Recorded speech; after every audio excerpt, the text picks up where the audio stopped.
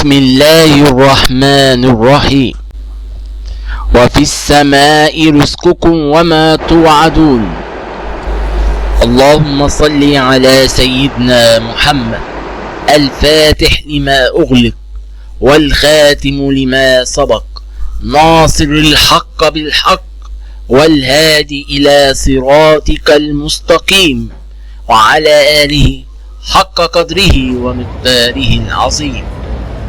اللهم صل على سيدنا محمد صلاة العبد الحائر المحتاج الذي ضج من كل ضيق وحرج ولجأ إلى باب الكريم ففتحت له أبواب الفرج وعلى آله وصحبه وسلم. اللهم صل على سيدنا محمد الحبيب الشفيع الرؤوف الرحيم الذي أخبر عن ربه إن لله تعالى في كل نفس 100,000 فرج قريب وعلى آله وصحبه وسلم.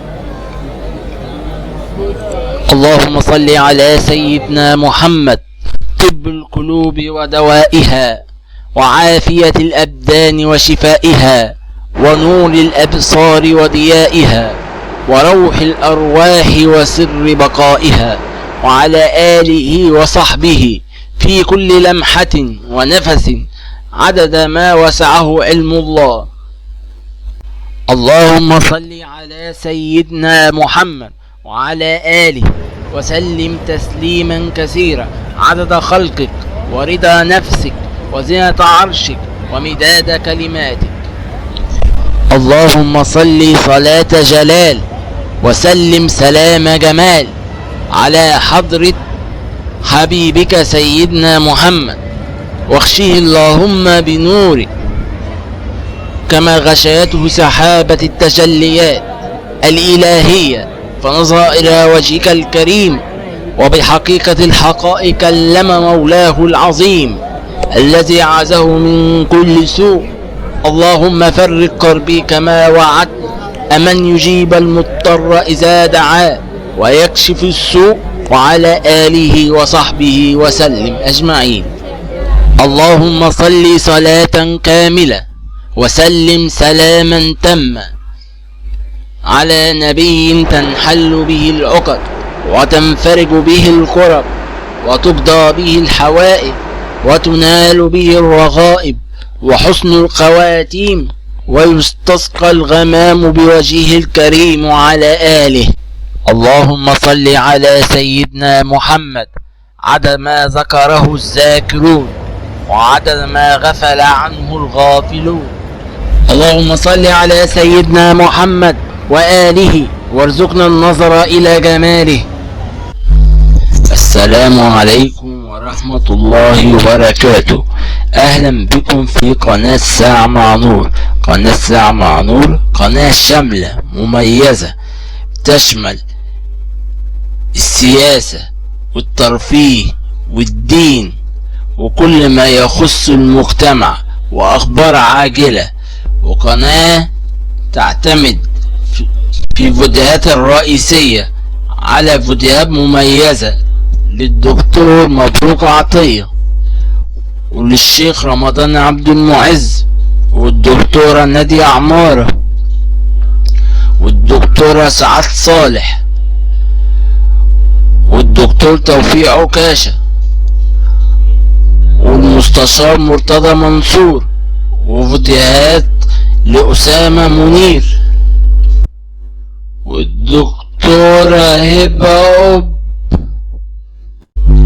وفي فيديوهات مفاجأة هتعرفوها اول ما تنزل على القناة. يا ريت تشتركوا في القناة وتفعلوا زر الجرس. زر الجرس ده مهم انكم تفعلوه عشان يجيلكم اشعار بالفيديوهات اللي بتنزل على القناة، واتمنى دعمكم وشكرا لحسن المتابعة والسلام عليكم ورحمة الله وبركاته. طبعا اعزائي المشاهدين زي ما تعودنا بنعلق على الفيديو الاول وبعد كده بنشوف الفيديو بالكامل. ست مقرفصة تستفز مبروك عطية. دي لازم تتضرب بخرسانة من جوزها كل يوم خميس في أماكن في جسمها وتشوي.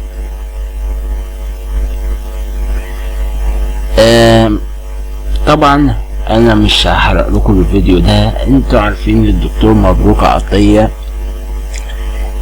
ليه اسلوب خاص ومميز، اسلوب يعني هو رجل دين وعالم جليل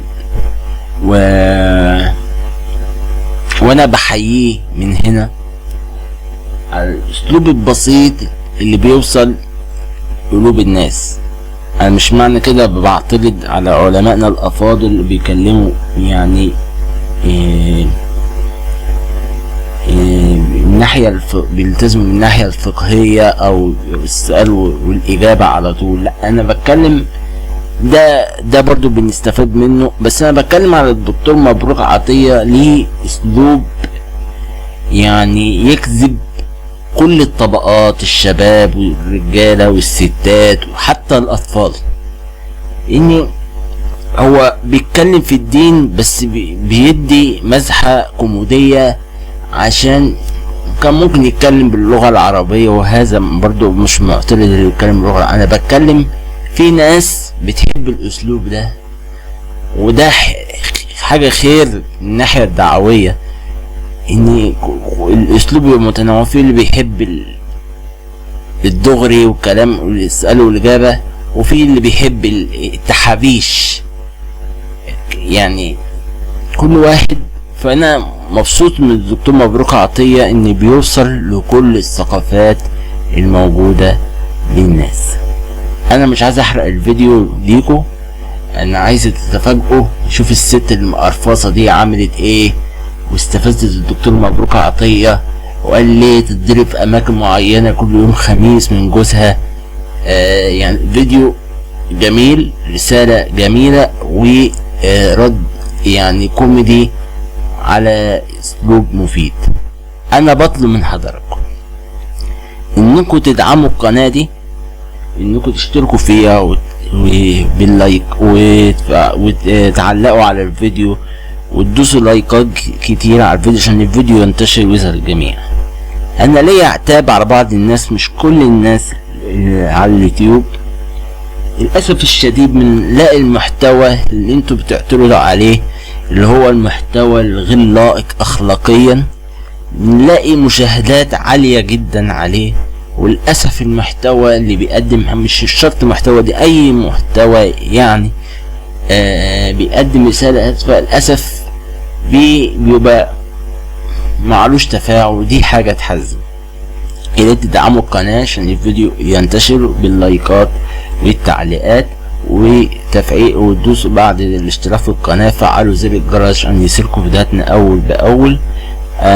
شكرا جزيلا لحسن المتابعة، والسلام عليكم ورحمة الله وبركاته. شفت، خلي بالك من الحاجة المقرفصة دي اللي هتقول لك ايه دي بقى هدية بقى، وكل واحد وذوقه وكل واحد ومقدرته، دي عايزة علقة بس بعد عن العظم. يعني اللي ضربها جوزها ما يبعد عن العظم وبعد عن الجلد، ما يزرقوش في حتت كده بعد الهوا يتصل بيه ونقول له عليها. خرزانة من سوق المطرية يوم الخميس ويشويها.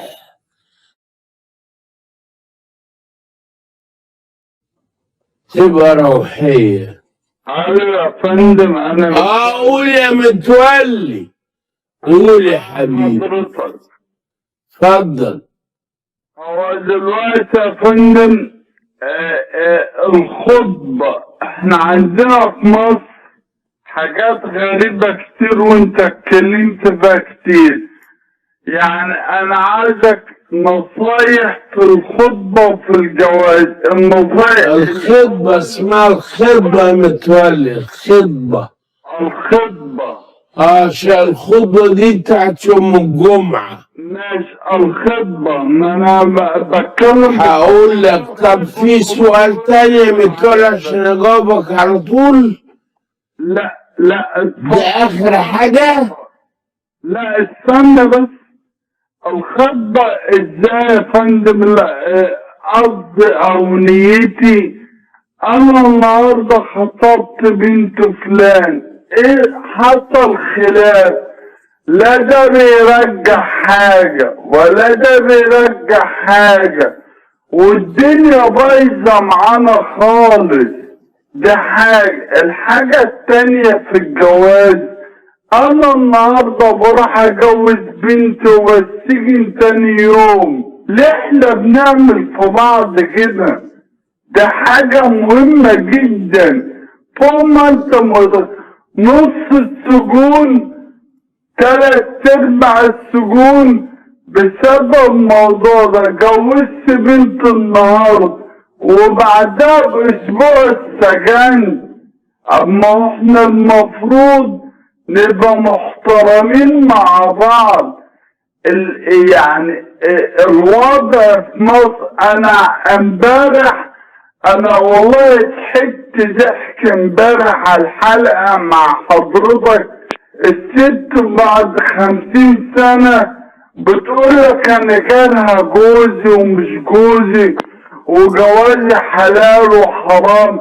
احنا في الطراوة، احنا زي ما انت بتقول كده، يعني زي ما انت بتكتب وبتطبل كده على البتاع، احنا والله ولا حاجة. انا اول واحد ولا اي حاجة خالص. احنا مش عارفين حاجة. احنا مشكلتنا اللي احنا بندعي اللي احنا عارفين حاجة. واحدة بعد 50 سنة جاية تقول لي جوازي حلال ولا حرام. مفيش حد جنبك، مفيش حد حواليكي، ده كلام فاضي يا دكتور. يا متولي كتر الف خيرك. بقول لكم سطرين 2 في الخطبة، ما هي إلا وعد بالزواج، لا لها كلمة ولا أكتر، ولا حاجة اسمها خطيب، ولا حاجة اسمها يجي عندنا، ولا نروح عنده، ولا عيد الهم عيد الغم. تودي البنت المخطوبة حاجة لحماتها، يمبقتش حماتها ولا هتبقى بإذن الله. وعد بالزواج، والوعد ده ما يكونش إلا مشترك بين الاتنين، يعني اللي جاي اوريدي واعد ومؤكد انه عايز، والناس استقبلوه وعرفوا امه وابوه او فكروا او هيدرسوه لسه، لكن وعدوه بالجواز. الحقيقة الخدمة ملهاش دعوة بالشبكة، ولا لبسوها الدبل، ولا يقروا فاتحة ليلى. الفاتحة فاتحة الكتاب لكل المسلمين، لا فاتحة ليلى وفاتحة بسنت وفاتحة سلمى مبروك اللي إلهي ما قراها إلا وكاتب الكتاب موجود وبيتها متجهز. ما عنديش أنا ستيج بس أكون حد أعرفه يا رب. ما يبتلينيش ربنا، الشيطان مش ربنا، بعيل أنا ما أعرفوش وأنا مش فاضي أعرفه، لكن حد كده يكون أنا أعرفه من ساسه لراسه. ويلا بينا ونقول يلا بينا. الخطبة وعد بالزواج، لا ليها تليفونات ولا شات ولا نخرج مع بعضينا.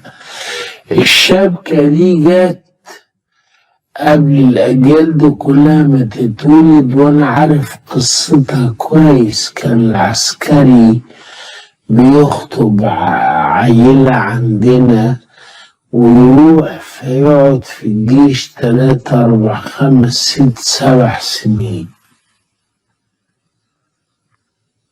على ما يرجع يكون عطل البيت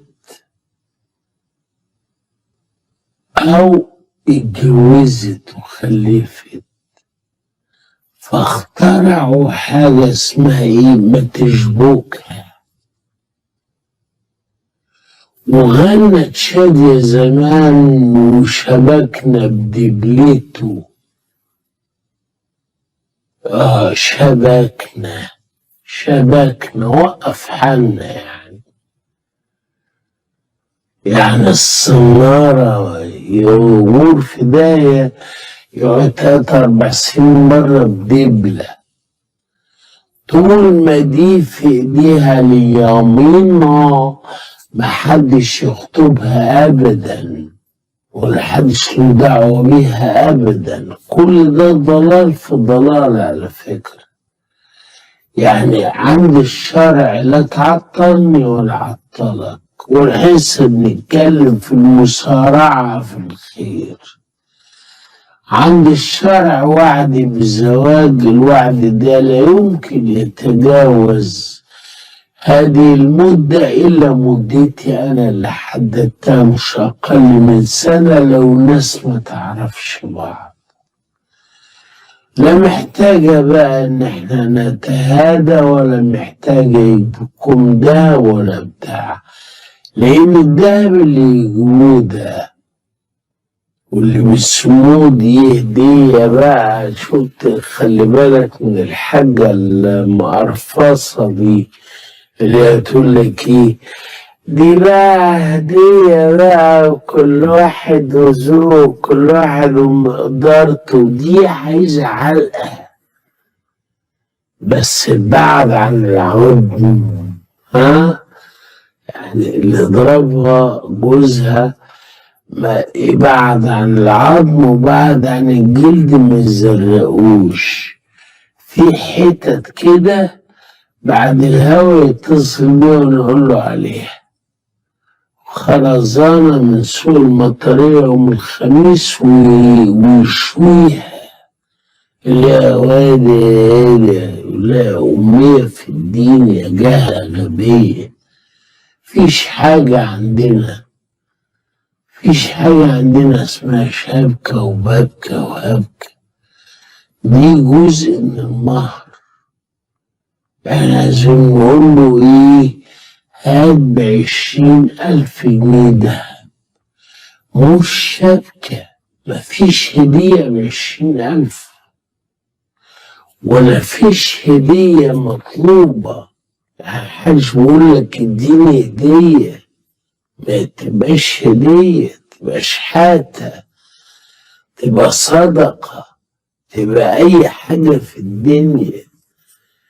فما فيش حاجة في الدنيا كلها في الإسلام كله من العك اللي احنا فيه ده. خطبة مشروعة عشان الشوفان وكل واحد يعرف التاني. وعد بجواز، لا بيوت تتخرب ولا واحد بنط علينا جاينا ولا نعمل دي عشان محمد جاي وهجيب امه. ده له خال جاي عايز تعرف علينا. قلة ادب كل ده، مضيعة للوقت والعمر وارهاق ومصاريف وزبالة. لا، حد عايز حد ومطمئن له بيروح يخطب وبيعمل وبيسوي وبيجهز البيت وبياخدها